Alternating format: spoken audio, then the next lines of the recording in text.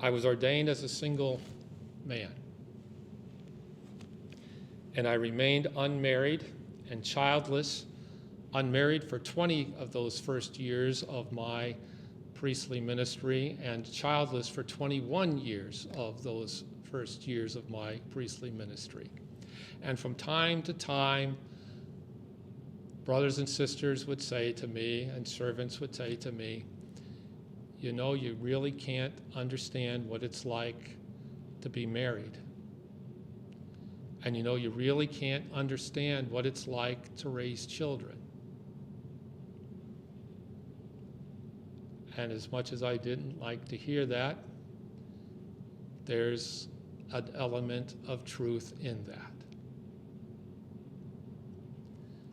But let's take it a step further.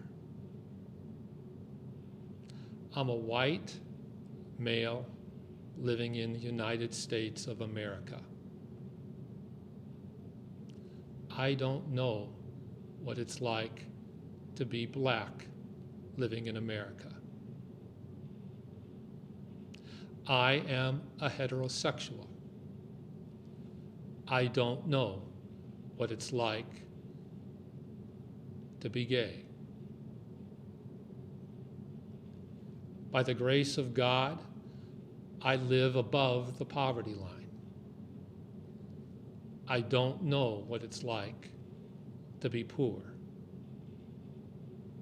Also, by the grace of God, I've enjoyed a relatively healthy life. I don't know what it means to live in chronic pain.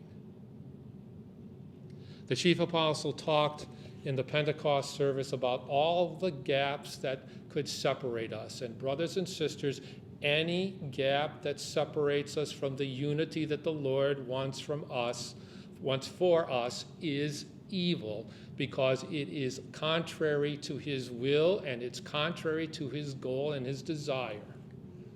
And he mentioned some very, very specific. He talked about the gaps between age and the gaps between gender and the gaps between culture and the gaps between sexual orientation. And he could have talked about the gaps between social and economic status. He could have talked about the gaps between ethnicity. He could have talked about the gaps that exist between race.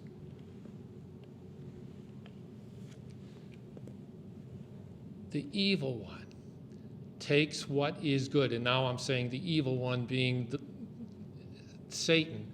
The evil one takes what God has created, as different and diverse as we are, and what God meant for good, Satan tries to make for evil.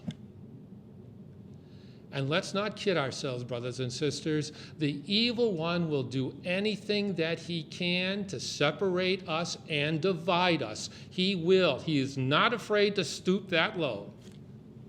And if he can pick us apart because of our outward differences,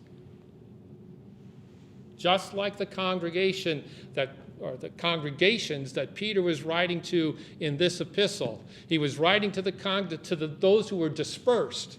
They had been dispersed from Jerusalem because they were persecuted, and they were dispersed throughout Asia Minor, and they were comprised of different social classes and different cultures and different kinds of people. They weren't all the same, and they were being persecuted. And Peter was telling them, don't repay evil for evil. Don't let evil change you into becoming evil. Be holy. Be like the Lord.